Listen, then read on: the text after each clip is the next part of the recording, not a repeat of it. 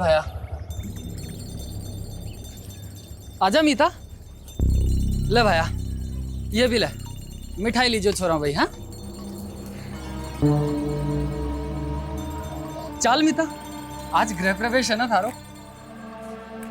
अच्छा रुक रुक रुक रुक, एक मिनट, रुक रुक रुक रुक रुक, एक मिनट।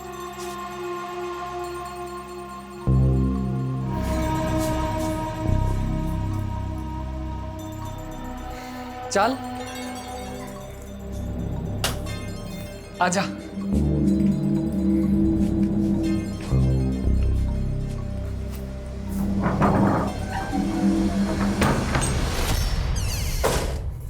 थारी आँखों का सुरमा प्यारा लागे, रे चोखा लागे रे मन। अरे क्या कर रहे हो? रुको रुको, क्या हुआ? मने दो। मैं अरे तू आराम कर, मैं कर लूंगा। थे काम करोगे और मैं आराम ना। लाओ मने दो और वो डब्बो लेकर आओ। अच्छा ठीक है।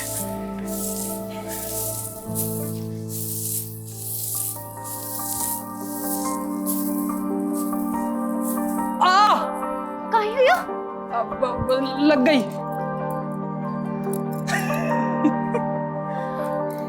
क्या कर रहे हो? कोई आ जाएगा। शर्मा रही हो, मेरे से शर्मा रही है। देख, आज से हम दोनों एक दूसरे की परछाई हैं, एक दूसरे के सच्चे साथी, दुख में भी और सुख में भी, है ना?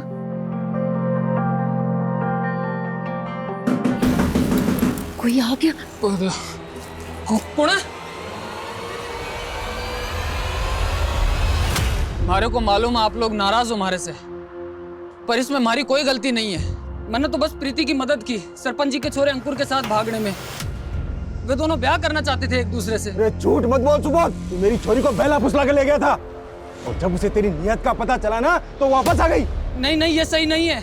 आप चाहो तो प्रीति को बुला के पूछ लो। तू पंचों के सामने मेरी छोरी को बेइज्जत करना चाहे? नहीं आएगी वो यहाँ। सरपंच जी एक बार अंकुर को बुला के तो पूछ लो ना, सब साफ साफ हो जाएगा। ये क्या कर रहे हो? तो सुनो, मेरे छोरे को बदनाम करता है, मारो इसे। नहीं नहीं नहीं, हमारी बात मत मारो, मैं जाके हाथ जोड़ू तू। मत मारो।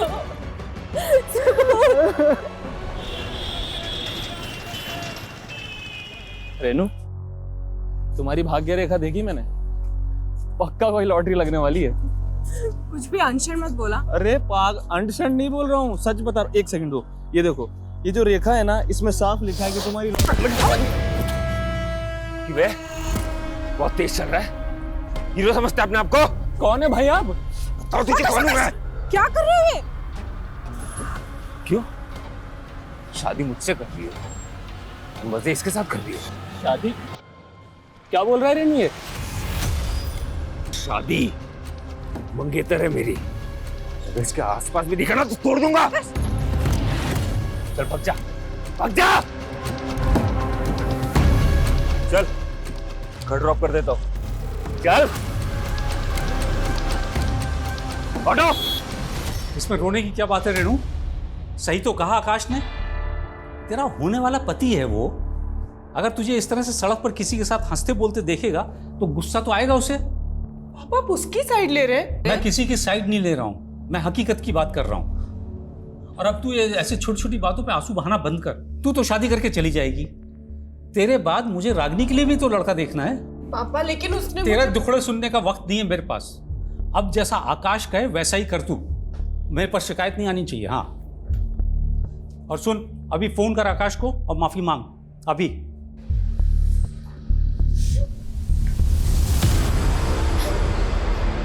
अरे बस ठीक हूँ मैं। अपनी हालत तो देखो, कितनी बुरी तरह मारा है उन लोगों ने।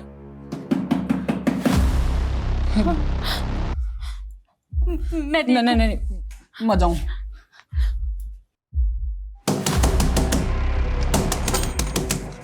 सुबोध, क्या हो गया?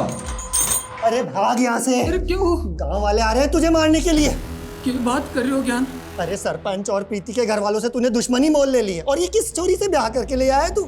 क्या सोचा था गांव वाले तेरा स्वागत करेंगे? तारे को तो सब कुछ मालूम है ज्ञान। पूरा गांव जानता है प्रीति और अंकुर की प्रेम लीला के बारे में। अंकुर के दबाव में मैंने सब कुछ किया। मीता से शादी करने के लिए मुझे कुछ पैसों की ज़रूरत थी। वो पैसे मांगे मैंने अंकुर से और उसके बदले में ये काम किया। तो अरे ये सब कुछ उन लोगों को कौन समझाएगा? उनके सर पर तो खून सवार है। प्रीति के घर वाले और सरपंच ने मिलकर तुम दोनों को मारने का मंसूबा बनाया है। लेके भाग जा इस चोरी को। भाई जिंदा ना बच पाओगे तुम लोग, जिंदा ना बच पाओगे भाई। नहीं मीता, तू फिक्र मत कर, कुछ नहीं होने दूंगा तारे को। पापा बात तो सुनिए मेरी, कुछ तो खा लीजिए आप। नहीं, मैं नहीं खाऊंगा। पहले तो आकाश को फोन करके माफी मांग। ठीक है पापा, मैं आकाश से माफी मांगने को तैयार हूँ। क्यों दीदी, आप क्यों आकाश से माफी मांगोगी? माफी तो उसे आपसे मांगनी चाहिए। शादी से पहले ही पापा वो दीदी पर इतने हुक्म चला रहा है, तानी शादी के बाद तो क्या करेगा? मैं तो आपसे कह रही हूँ, आप ये रिश्ता तोड़ दो। क्या अनशन पक रही है? रिश्ता ना हुआ, पेड़ पे लगा हुआ फल हो गया। जब जी चाहा तोड़ दिया। अरे ऐसे रिश्ते बार बार नहीं मिलते। इंजीनियर है आकाश, लाख रुपए की उसकी तनख्वाह है। होगी, लेकिन पापा जिस घर में दीदी खुश ही नहीं रहेंगी वहां उस पैसे का क्या काम? चुप कर तू अभी छोटी है, तुझे समझ नहीं है। मैं जो कुछ भी कर रहा हूँ इसके भले के लिए कर रहा हूँ, और तू उल्टा सीधा मत डाल इसके दिमाग में। लेकिन पापा, दीदी आप परेशान मत हो, मैं हूं ना, मैं कुछ करती हूँ।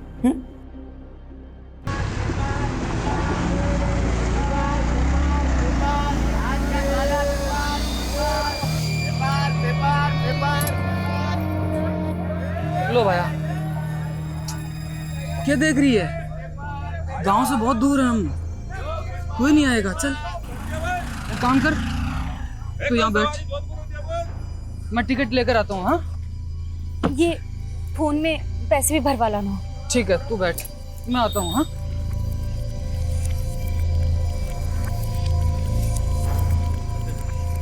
क्या नहीं छोड़ेगा है? हलवा समझा है क्या? आपकी वाला तो हाथ लगा के दिखा तो मेरे को सारा मेरे को धक्का दे रहा। मेरा मोबाइल चुराता है, मेरा मोबाइल चुराता है, मेरा मोबाइल चुराता है।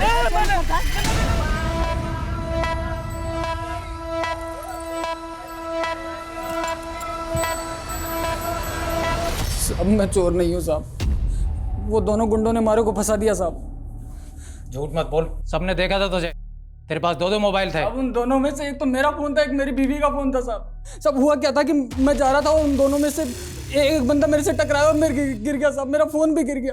उनमें से एक मेरा फोन उठा के बोलता है कि ये मेरा फोन है, मेरा फोन है, और वो चोर चोर चिल्लाने लग गए साहब। सब मेरी बीवी बस स्टैंड पे मेरा इंतजार कर रही है साहब। बस पुलिस के सामने जो भी आता है ना, दुख भरी कहानी सुनाता है। एक दिन लॉकअप में रहेगा ना तो सब कबूल कर लेगा।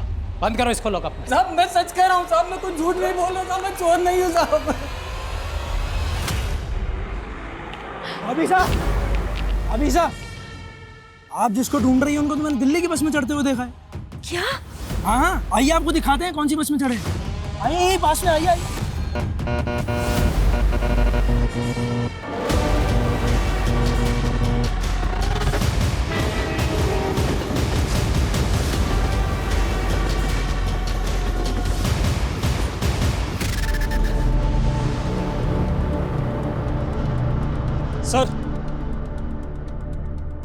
सर ये खून से सना हुआ चाकू मिला है, शायद यही मर्डर वेपन है। विक्टिम का चेहरा बुरी तरह से बिगाड़ा गया है, शायद इसलिए ताकि शिनाख्त ना हो सके। पूजा, बड़ी को कवर करो। ये जंगल रेलवे स्टेशन के नज़दीक है। मुमकिन है कि विक्टिम यहाँ की रहने वाली ना हो और कातिल इसको यहाँ पर कत्ल करने के इरादे से ही लेकर आया हो। सर ये भी तो हो सकता है कि विक्टिम और कातिल एक दूसरे को जानते हो। सर ये देखिए सर, झाड़ियों में एटीएम कार्ड मिला है। देखो जरा किसका। सर एलएनसी बैंक का है, लेकिन इस पे कार्ड होल्डर का नाम नहीं लिखा हुआ। इस बैंक के नज़दीकी ब्रांच से कॉन्टैक्ट करो और कार्ड की डिटेल्स निकलो। सर ये देखिए। माँ,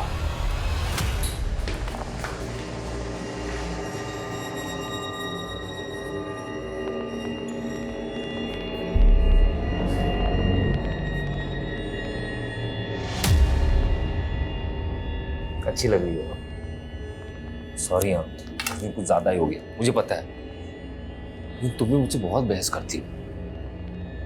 काम करो, तुम मुझे सॉरी बोल दो, ठीक है? सब कुछ यहीं पे खत्म करते हैं। आकाश सॉरी, इट्स ओके।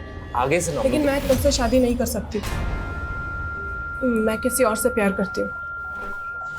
आकाश, यहाँ पे तमाशा मत करो। तमाशा तुमने देखा ही है। मैं तुम्हें अपनी बीवी मान चुका हूँ, इतनी आसानी से नहीं जाने दूंगा। किसकी वजह से मुझे छोड़ रही हो? की वजह से काट के लाके रख दूंगा मैं। आकाश, जबरदस्ती तुम मुझे हासिल नहीं कर सकते। अच्छा यही होगा कि मुझे भूल जाओ। प्लीज मुझे मेरी जिंदगी अच्छे से जीने दो।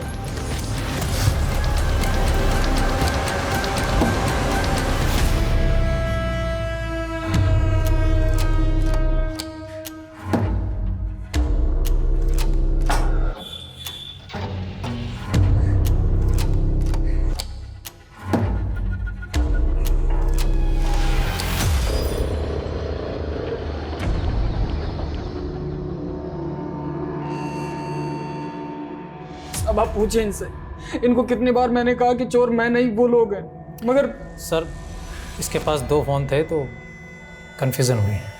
फिलहाल जाओ तो। Sorry sir. सब हमारी बीवी साहब। तुम शांत हो जाओ, बैठो। बताओ क्या हुआ है? हमारी बीवी का कुछ पता नहीं चल रहा साहब। आखिरी बार कहाँ देखा था उसको? जयपुर बस अड्डे पे साहब। और सर इन्हें ठगने वाले लोगों के बारे में भी हम पता लगा रहे हैं, और काम करने के तरीके से लग रहा है जैसे कोई पेशेवर मुजरिम थे। सब हमारी बीवी का पता लगा लो साहब। सुबह तुम फिक्र मत करो, हम तुम्हारी बीवी को जल्द से जल्द ढूंढने की कोशिश करेंगे। ठीक है सर। बॉडी की शिनाख्त अभी तक नहीं हो पाई है। हालांकि पोस्टमार्टम रिपोर्ट से पता चला है कि लड़की की उम्र 23 से 25 साल के बीच थी। और सर लड़की की मौत बॉडी मिलने से 7 से 8 घंटे पहले हुई थी। पर मारने से पहले विक्टिम के साथ फिजिकल रिलेशन बनाया गया, पर बॉडी पर किसी भी तरह के डीएनए सैंपल्स नहीं मिले।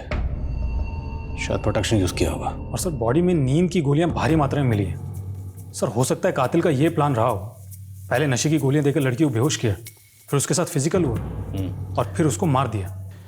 इसलिए बॉडी पर किसी भी तरह का रजिस्टिंग मार्क्स नहीं है। वो एटीएम की डिटेल्स कब तक आएंगे? सर बैंक मैनेजर से बात की है, कार्ड बहुत पुराना है इसलिए थोड़ा समय लग रहा है। जब तक कार्ड की डिटेल्स आती हैं, विक्टिम की तस्वीर दिल्ली एनसीआर के सभी थानों में भेजो। शायद कहीं कोई मिसिंग कंप्लेंट फाइल हुई हो। और इस टैटू को आसपास के जितने भी टैटू पार्लर्स हैं सब जगह दिखाओ, और विक्टिम की तस्वीर सभी लोकल न्यूज़पेपर में दो। शायद कोई शिनाख्त के लिए आ गई। दीदी, आकाश से शादी ना करने का डिसीजन आपका एकदम सही है, लेकिन आप मेरी बात मानो तो अभी भी। रागिनी, मैं जानती हूँ तुझे मेरी फिक्र है, पर तुझे अब मेरी फिक्र करने की कोई ज़रूरत नहीं। अब मैंने तय कर लिया, मैं डर के नहीं जीने वाली। और वैसे भी अब मेरी ज़िंदगी में कोई और आ गया। कौन है वो? और कहीं उसी की वजह से तो तुमने संजीव को रिजेक्ट नहीं किया था? सच बताओ दी। Sanjeev, I am sorry. मैं जानती हूँ कि मुझे ये सब कुछ पहले ही बता देना चाहिए था, लेकिन मैं क्या करती, मेरे फादर बहुत स्ट्रिक्ट हैं। संजीव, मेरे कहने से शादी नहीं रुकेगी, सिर्फ तुम ही शादी को रोक सकते हो। प्लीज़ मुझे रिजेक्ट कर दो। ठीक है, मैं मना कर दूंगा। रेनू दी, उस दिन भी तुमने एक झूठी कहानी बनाकर इतना अच्छा लड़का हाथ से गवा दिया। तुझे संजीव की इतनी फिक्र क्यों हो रही है? टॉपिक मत बदलो दी।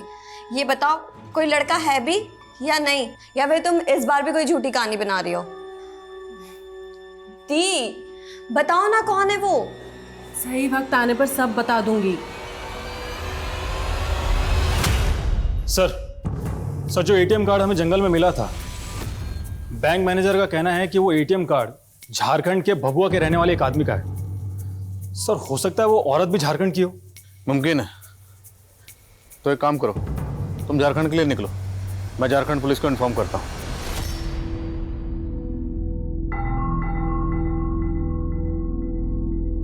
रेणु, कहाँ है तू? इधर आ, बाहर आ। जी पापा, क्या हुआ? क्या है ये? हैं? राजेश कौन है ये? पापा, राजेश मेरे पति का नाम है। क्या? तूने सच में शादी कर ली? कोई शादी वादी नहीं हुआ है अंकल, कह तो रहा हूं आपसे। सर्टिफिकेट नकली है ना?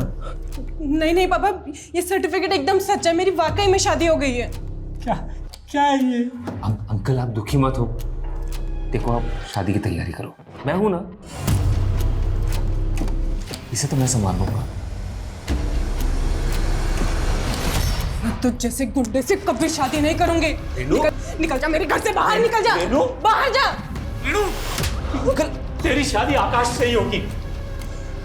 सॉरी आकाश। अरे अंकल आप माफी क्यों मांग रहे हैं? प्लीज बुरा मत मान। नहीं अंकल आप टेंशन क्यों ले रहे हैं? मैं कह तो रहा हूँ आपसे, मैं संभाल लूंगा सब कुछ। अब शादी की तैयारी की क्या कर रही है रेणु? मुझे मारेगी? मार।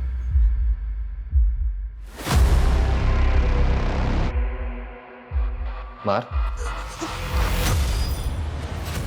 आगे मत बढ़ना कोई भी। पापा हटिए आप यहाँ से, हटिए, मेरे पास मत आना। ठीक है। मुझे मेरी मरी हुई माँ की कसम है, अगर मेरे कोई पास आए तो मैं अपनी नस काट लूंगी। नहीं रेणु क्या कर रही है? रेणु कहाँ जा रही है? पापा आप मुझे कभी समझ ही नहीं पाए।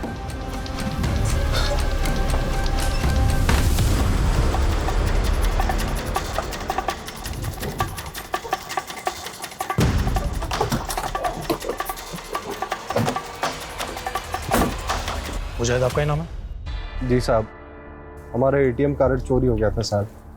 हम पंजाब में जेसीबी चलाने का काम करते हैं। अभी 2 हफ्ता पहले जब हम दिल्ली बस अड्डे पे बस का इंतजार कर रहे थे, तभी अचानक एक आदमी आधम का। कौन आदमी?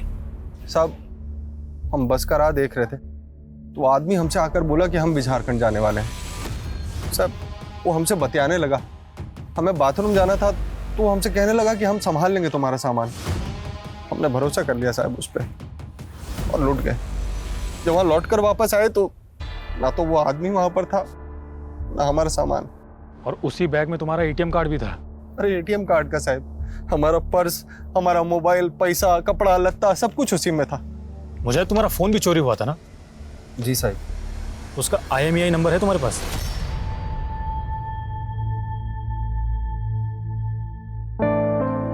रागिनी, रागिनी रुक, ना रही हूँ। रागिनी अच्छा हुआ तुम मिल गई। रागिनी मैं कल दिल्ली जा रही हूँ। मुझसे बात मत करो तुम। Ragini I am so sorry, पर तू ही बताना मैं क्या करती। वो उस आकाश से शादी करके अपनी जिंदगी तो नहीं बर्बाद करती ना? पर मेरी कर दी ना। मतलब तुम तो चली गई, पर तुम्हारे किए की सजा मुझे भुगतनी पड़ेगी। रागिनी एक मिनट, साफ साफ बता हुआ क्या है? आकाश बेटा। हाँ बाबा। मुझे माफ कर दे, मैं अपना वादा पूरा नहीं कर पाया। देखिए, जैसे हाथों की सारी उंगलियां एक जैसे नहीं होती, वैसे ही सारी औलादें एक जैसे नहीं होती। आप अपना वादा पूरा कर सकते हो अभी भी। मैं रागिनी से शादी कर लूंगा, अगर आपकी इजाजत हो तो। बिल्कुल बहुत अच्छी बात कही तुमने। रागिनी तू करेगी ना आकाश से शादी?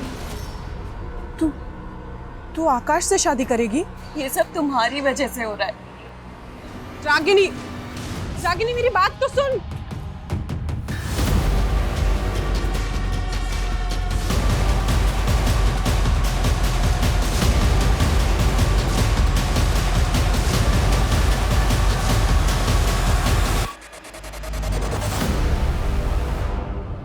सर मुजाहिद का जो फ़ोन चोरी हुआ था उसको सर्विलेंस पे डाल दिया है। अगर कोई दूसरा सिम एक्टिव हुआ तो पता चल जाएगा। सर विक्टिम की बॉडी का क्या करना है? डॉक्टर का कहना है कि बॉडी तेजी से गल रही है। डॉक्टर से बॉडी का DNA प्रिजर्व करने के लिए कहा और उसके बाद अंतिम संस्कार करवा दो। और विक्टिम की तस्वीरें दी थी अखबार में, उसे भी कुछ पता नहीं चला? सर फिलहाल तो नहीं।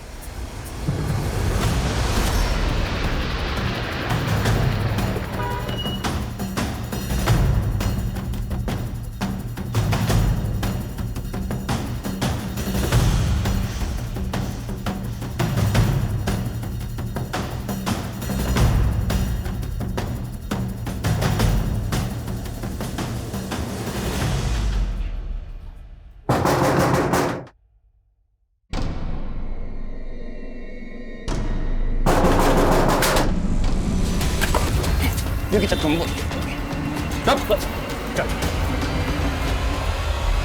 साहब मारो बच्चा, आप सच कह रहे हैं। हमने उसकी बीवी के साथ कुछ नहीं किया, उसको तो 2 लोग उठाकर ले गए थे साहब। कौन था वो आदमी? साहब हमें नहीं मालूम वो आदमी कौन था। हम मानते हैं कि हमने उस दिन सुबोध को ठगा था। लेकिन साहब जब हमने सुबोध की बीवी को देखा तो हमारे मन में लालच आ गया और हमने एक और प्लान बनाया। अभी साहब आप जिसको ढूंढ रही हैं उनको तो मैंने दिल्ली की बस में चढ़ते हुए देखा है। क्या कह रहे हैं आप? अरे हाँ वही ना, हल्की पीली शर्ट वाला आदमी ना, वो तो भाभी साहब 12:20 की बस से दिल्ली चला गया। अरे मैंने ही तो टिकट काटा था उसका। ये हाँ सुबोध नाम था ना उनका। हाँ पर ये मारे को अकेला छोड़कर कैसे जा सकते हैं? भाई साहब मारे को अभी दिल्ली जाना है। भाभी साहब आज तो कोई बस है नहीं, कल जरूर मिल जाएगी दिल्ली की बस आपको, कल चले जाना। पर मैंने तो अभी जाना है। आप फिक्र मत करो, आपको दिल्ली जाना है, शाम को यहाँ से टैक्सी जाएगी, वो मेरा दोस्त ही है, छुड़वा देते हैं आपको। वो बोली थी, आसानी से मेरी बातों में भी आ गई। नहीं है, अच्छा दोस्त है मेरा। छोड़ो छोड़ो, मैंने कुछ नहीं किया। अरे छोड़ो। वो आदमी कौन था हमें नहीं मालूम। मैंने उसकी गाड़ी का नंबर का फोटो लेने की भी कोशिश करी, लेकिन नंबर साफ नहीं था साहब। साहब मानते हैं कि हमने उस लड़की को बेचने का प्लान बनाया था, लेकिन वो आदमी उसको किडनैप करके ले गया। और कहाँ लेके गए साहब हमें नहीं पता साहब। नहीं मालूम साहब, हम सच बोल रहे हैं साहब। लेकिन हमें पता है कि तुम दोनों के मुंह से सच कैसे उगलवाना है। साहब या चांदनी, थैंक यू सो मच। तुम नहीं होती ना अगर, तो ये जॉब मुझे कभी नहीं मिल पाती। कितनी बार थैंक्स बोलेगी? दोस्त भी बोलती है और थैंक्स भी बोलती है। चल मेरा घर आ गया, कल मिलते हैं। Okay bye bye bye.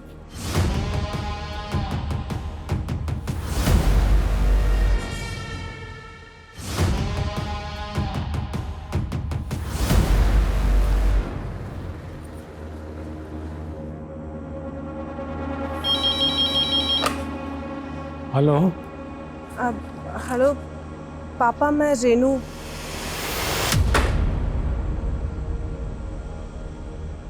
लेकिन साहब हमारी बीवी को कोई किडनैप क्यों करेगा साहब? सुबोध हम भी पहले ऐसे ही सोच रहे थे और इसीलिए उन दोनों के साथ हमने सख्ती भी की, पर वो दोनों अपनी अपनी बात पे अड़े हुए हैं कि उन दोनों ने मीता के साथ कुछ भी नहीं किया। तुम हमें ये सोचकर बताओ, क्या मीता की किसी के साथ कोई दुश्मनी थी, आस पड़ोस में या कहीं और? मीता की तो नहीं साहब, लेकिन हमारी दुश्मनी है सब हमारा गांव में।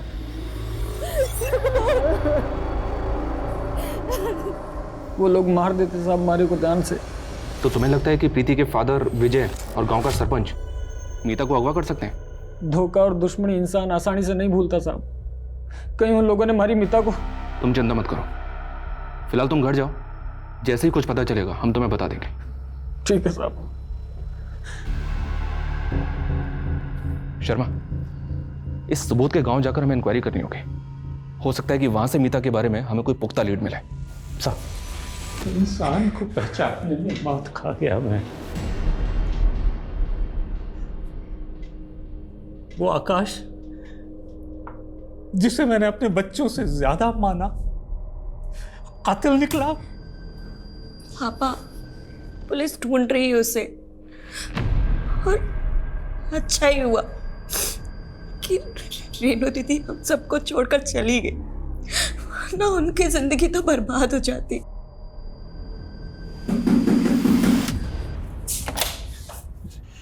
मुझे बचा लो, दरवाजा बंद करो, पुलिस मुझे ढूंढ रही है।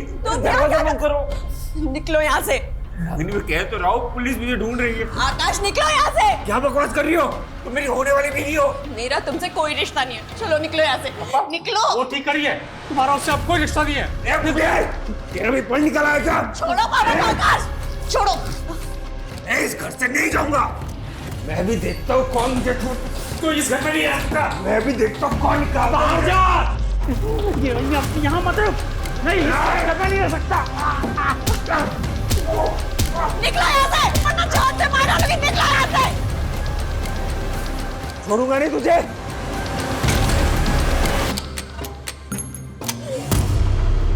अरे नहीं साहब, हमारी दुश्मनी तो सुबोध से थी।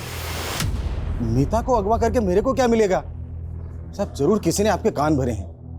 देखिए इस उम्र में हड्डियां कमजोर हो जाती हैं, जोड़ने में टाइम लगता है। क्यों बेकार में तोड़वाना चाहते हैं? धमकियां किसी और को देना साहब, सरपंच हूं गांव का, नियम कायदे मैं भी जानता हूं। जब कह रहा हूं मीता को अगवा नहीं किया तो नहीं किया। कोई सबूत है आपके पास? सबूत हो ना तब आना। जयराम जी की। सर मुजाहिद का जो फोन चोरी हुआ था वो जयपुर में एक्टिव हुआ एक नए नंबर के साथ। किसका नंबर है?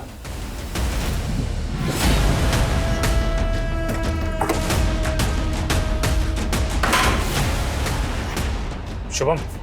हाँ। अरे लेकिन लेके चलो सर। अरे मैंने किया क्या है लेकिन? मारे को मत मारो साहब जी, मैं सब बता रहा हूँ। आपने मैंने वो फोन एक मोबाइल की दुकान से खरीदा था। वो आदमी सेकंड हैंड फोन बेचता है। वो फोन तुमने कौन सी दुकान से खरीदा था? अरे चल निकल। क्या होगा साहब? अरे बात क्या है? सब मैं बताता हूँ। साहब मैं मानता हूँ कि मैंने चोरी का फोन बेचा है साहब, लेकिन ये कत्ल वतल से मेरा कोई लेना देना नहीं है साहब। किसको बेचा? अरे साहब दिन में 10 लोग आते हैं, 10 फोन बेचता हूं। 10 लोगों के चेहरे याद कर और बता किस किस को बेचा था। तेरी दुकान में सीसीटीवी तो है ना? हाँ पर वो खराब है साहब। अब अगर तुझे खुद की जान बचानी है तो जिसको फोन बेचा था उसके नाम और चेहरे याद कर। नहीं साहब, मैं चेहरे याद करता हूँ। और वो आप लोग क्या बनवाते हैं? स्केच प्रशांत, जो भी स्केचेस बनवाए उन्हें मुजाहिद से वेरीफाई करो। जी सर मेरे ख्याल से लड़की की पहचान करवाने की हमें फिर से कोशिश करनी चाहिए। सर एक बार फिर से अखबार में फोटो दे दो। तो इस बार विक्टिम और उसके हाथ में जो टैटू है उसकी तस्वीर दिल्ली के अलावा देश के बाकी अखबारों में छुपो, शायद शनाख्त हो पाए। सर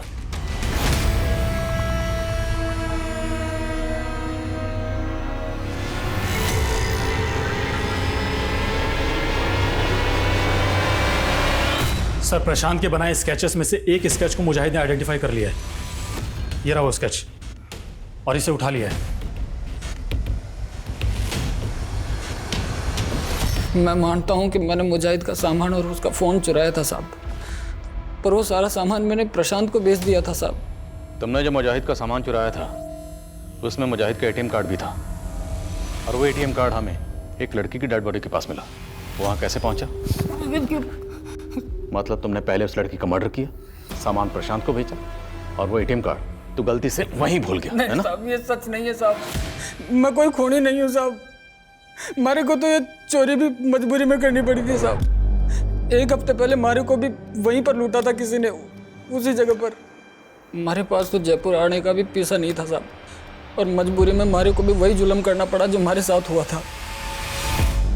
इस टैटू को देख और बता, तूने ये टैटू किसी लड़की के हाथ में देखा था? नहीं साहब।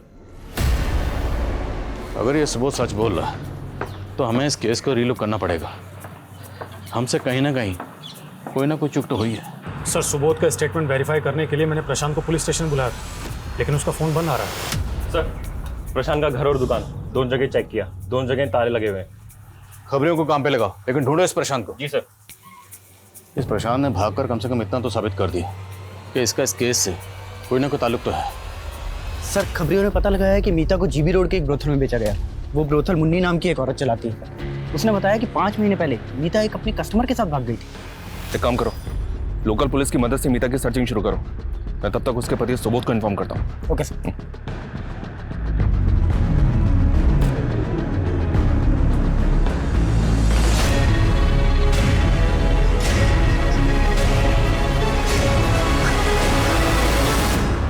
मेरी बेटी रागनी ही है, उसके हाथ में ही ऐसा टैटू बना था। वो अपनी बहन रेनू को ढूंढने यहाँ दिल्ली आई थी। मुझे क्या पता था एक बेटी की तलाश में दूसरी बेटी भी खो दूंगा। रागनी का फोन स्विच ऑफ है। क्या आपके पास आपकी बड़ी बेटी रेनू का फोन नंबर है? मुझे उसका पुराना नंबर याद है। नंबर बताइए। सर रेनू का फ़ोन स्विच ऑफ आ रहा है, लेकिन मोबाइल कंपनी से पता चला है कि उसने नंबर लेने के लिए इलेक्ट्रिसिटी बिल सबमिट किया था, जिस पर फरीदाबाद का एड्रेस है। फरीदाबाद? जी सर। सर जब वहाँ पहुँचे तो मालूम चला कि रेनू फरीदाबाद से जयपुर जा चुकी है। और जयपुर में कहाँ रह रही है आजकल? सर ये तो पता नहीं चला है, लेकिन सर रेनू फरीदाबाद के जिस एड्रेस पर रहती थी उसी एरिया में चांदनी नाम की लड़की भी रहती थी, जिसका कुछ दिनों पहले मर्डर हुआ था। और सर ताज्जुब की बात तो ये है कि चांदनी का मर्डर भी वैसे ही हुआ था जैसे रागिनी का मर्डर हुआ था। क्या दोनों विक्टिम्स को मारने से पहले नशे की दवा दी गई? हाँ सर। और सर इतना ही नहीं, दोनों लड़कियों का रेप भी हुआ था और चांदनी की लाश भी रेलवे ट्रैक के पास के जंगलों में मिली थी। अच्छा, ये रागिनी और चांदनी क्या दोनों एक दूसरे को जानते थे? नहीं सर, लेकिन चांदनी रागिनी की बहन रेनू की बहुत अच्छी दोस्त थी। रेणु की बहन रागिनी का कत्ल ठीक उसी तरह से हुआ जैसे रेणु की फ्रेंड चांदनी का। माजरा क्या है? Sir come in sir, Ragini call records. Sir, call records में एक नंबर ऐसा मिला है जिससे रागिनी रेगुलरली टच में थी। किसका नंबर है? सर, नंबर तो फेक डॉक्यूमेंट से कर लिया गया है, लेकिन जिस फ़ोन में ये नंबर यूज़ हो रहा था वो डबल सिम स्लॉट वाला फ़ोन है। तो जाहिर सी बात है इस दूसरे सिम के डॉक्यूमेंट्स भी फेक ही होंगे। जी हाँ सर, लेकिन सर इंटरेस्टिंग बात तो ये है कि ये जो दूसरा सिम कार्ड है ये किसी और फ़ोन में एक्टिव था। ये हमारा पहला फ़ोन है जो कि डबल सिम स्लॉट वाला है। ये पहला सिम बंद है और ये जो दूसरा सिम है ये किसी दूसरे मोबाइल में एक्टिव है और ये दूसरा फ़ोन भी डबल सिम स्लॉट वाला है। जब हमने इसके IMI नंबर को ट्रेस किया तो पता चला कि इसमें एक तीसरा सिम यूज़ हो रहा था और ये तीसरा सिम अब किसी और फ़ोन में एक्टिव है। और सर, ये सिम जिसके नाम पर रजिस्टर्ड है उसके बारे में पता चल गया है। कौन है वो? हमारी बात को भरोसा करो साहब, वो चोरी का फ़ोन था जो मैंने प्रशांत से खरीदा था। अब उसके पहले किसने इस्तेमाल किया, कब किया, मैंने क्या मालूम साहब। एक बार तुम पर भरोसा करके गलती कर चुके हैं, लेकिन वो गलती दोबारा नहीं दोहराएंगे। मर्डर केस है। जिस लड़की का कत्ल हुआ है ना, उसकी एक नंबर पर लगातार बात होती थी और जिस नंबर पर बात होती थी और जिस मोबाइल इंस्ट्रूमेंट में वो सिम इस्तेमाल होता था उस मोबाइल इंस्ट्रूमेंट के तार तेरे मोबाइल से जुड़ रहे हैं। इस बार सीधे सीधे पूछो, सीधे सीधे बता दे। अगर नहीं बताएगा ना तो उल्टा लटकाएंगे और इस बार इतना मारेंगे। हाँ तो मारो ना साहब, मारो, लेकिन सच यही है साहब कि किसी खून से मेरा कोई लेना देना नहीं साहब। हमारी तो किस्मत ही खराब है जो ये सारे दुख और ये मुसीबतें एक साथ हमारी किस्मत में आ लिखे। और साहब, अगर आप बोल रहे हो कि मैं खूनी हूं तो हमारी बीवी मीता को खूनी कौन है साहब? मतलब आप साहब बोल क्या कहना चाहता? साहब, मेरी बीवी मीता का खून हो गया था साहब और मैंने जयपुर थाने में रिपोर्ट भी लिखवाई है। आप चाहो तो पता कर लो। तो बहुत बुरी खबर है तुम्हारे लिए। तुम्हारी बीवी मीता को दिल्ली में एक कोठे पर बेचा गया था। हम उसे ढूंढ ही रहे थे कि हमें उसकी ये फोटो मिली। पानीपत में उसकी लाश मिली हमें। किसी ने उसका गला दबा के मार दिया था उसे। सर, मुझे नहीं लगता सुबोध खूनी हो सकता है। मैंने पता किया है, इसकी वाइफ का मर्डर हुआ था और ये बात सच है। हालांकि चांसेस कम है, पर फिर भी क्वेश्चनिंग करते रहो। प्रशांत के बारे में कुछ पता चला? सर, तलाश जारी है। ढूंढो उसे। सर। साला भी इसका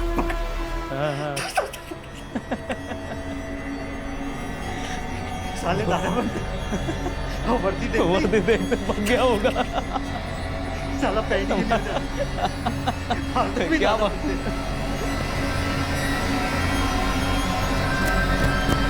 भाई 2 मिनट जोर से लगी है। सुखराम, जल्दी आओ।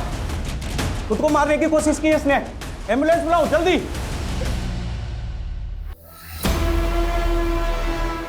हेलो। हाँ, मैं हॉस्पिटल में हूँ।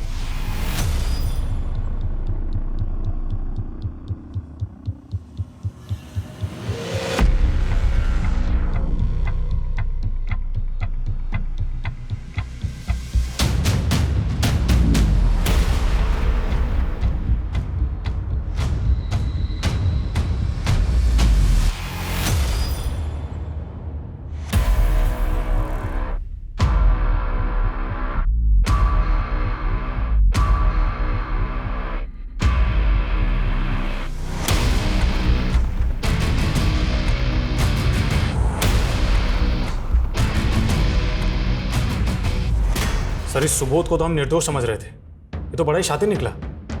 अखबार में हमारे द्वारा सर्कुलेट की गई फोटो को देखकर कई पुलिस स्टेशन से फोन आए। सर, बंगाल पुलिस ने तो इसे वांटेड घोषित किया है। दुर्गापुर में एक मर्डर किया था इसने। एक बात समझ में नहीं आई, सुबोध का नाम डेटाबेस में कैसे नहीं मिला? क्योंकि सर ये हर जगह फेक नेम से क्राइम करता है। बंगाल पुलिस में बादल नाम से केस रजिस्टर्ड है, बिहार में विनोद और MP में रघुराम। सर, बंगाल केस में सुबोध ने एक फेक आइडेंटिटी क्रिएट की थी। अंजना नाम की एक लड़की को जंगल में ले जाकर नशे की दवाइयाँ दी, उसके साथ रेप किया और उसका मर्डर कर दिया। एक आई विटनेस की वजह से पकड़ा गया और 2 महीने तक जुडिशियल कस्टडी में था। सर, जेल के इंचार्ज से मेरी बात हुई, उसका कहना है कि सुबोध जेल में चार्ल्स शोभराज जैसे सीरियल किलर्स की किताबें पढ़ता था और दूसरे कैदियों को भी सीरियल किलर्स की कहानी सुनाता था। Serial killer? इस सुबोध की दिमागी हालत मुझे कुछ ठीक नहीं लग रही। सर जेलर को भी यही लगता था, तो उन्होंने साइकेट्रिस्ट को कंसल्ट किया और साइकेट्रिस्ट का कहना था कि सुबोध और उसके लिए वो मर्डर भी कर सकता है। अच्छा, इसकी जमानत तो हुई नहीं होगी, फिर ये छूटा कैसे? सर सुबोध ने वही तरीका वहाँ अपनाया जो उसने यहाँ अपनाया था। सुसाइड का नाटक करके अस्पताल में भर्ती होकर चकमा देकर भाग गया। अच्छा, सुबोध ने बंगाल के अलावा और कहाँ मर्डर किए? सर सुबोध ने कुल 11 मर्डर किए हैं अलग अलग नाम से, और सब में विक्टिम औरतें थीं। गुजरात, मध्य प्रदेश, पंजाब, हरियाणा में भी मर्डर किए सुबोध ने। तो मतलब अगला मर्डर ये दिल्ली में नहीं कहीं और करेगा। ये कहीं ना कहीं तो अगले शिकार की तलाश में होगा। वर्मा, इससे पहले किसी और मासूम को अपना शिकार बनाए, ये सुबोध मुझे सलाखों के पीछे चाहिए।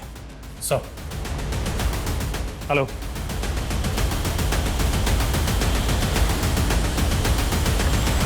सर वो रूम नंबर 11 में पक्का वही है सर? पक्का? Yes sir. चलो।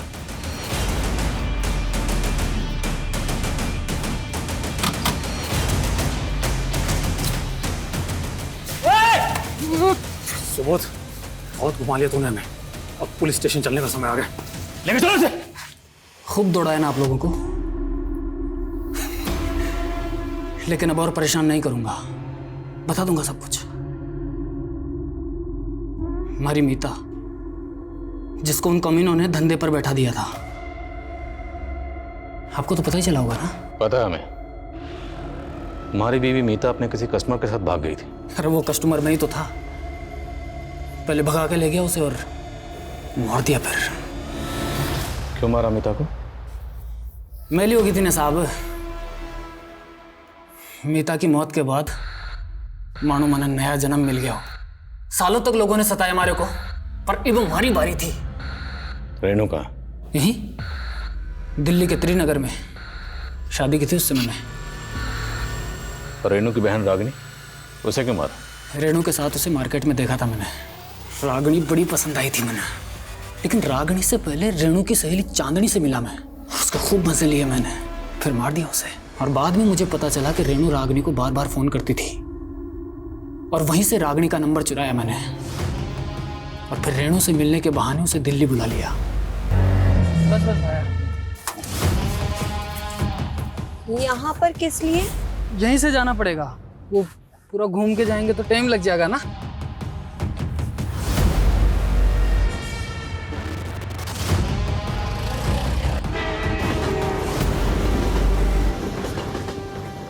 अरे थक गई है, एक काम कर। और कितना दूर जाना है? ये जूस पी ले, पी ले, पी ले। और पी ले।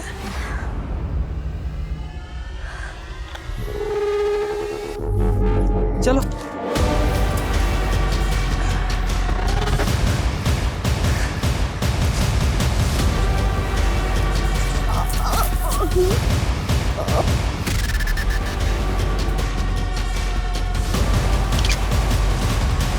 ये सब वैश्यपना क्यों करता था? हमारे को भी शोभराज भैया की तरह अलग अलग लड़कियों को चखने का चस्का लगा था। तूने सभी विक्टिम्स को किसी रेलवे स्टेशन के पास वाले जंगल में ले जाकर मारा, और वहां ले जाकर मारने से पहले तूने नशे की दवाई देता था। कहां से सीखा ये सब? अभ्यास किया था साहब, खूब पढ़ता था मैं जेल में। और इतना ही नहीं, प्रोटेक्शन यूज करता था हर बार, ताकि आप लोगों को कोई सबूत ना मिले।